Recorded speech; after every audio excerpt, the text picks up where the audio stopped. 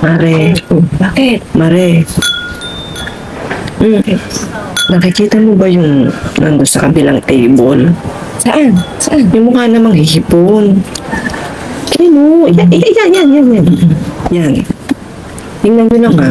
Kay palata. Sige. Okay. Sige. Okay. Yan yung pinalit sa akin ng asawa ko. Tignan mo naman.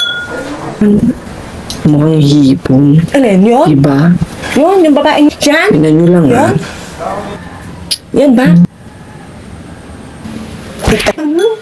Sana nilapitan mo na lang. Ano ito?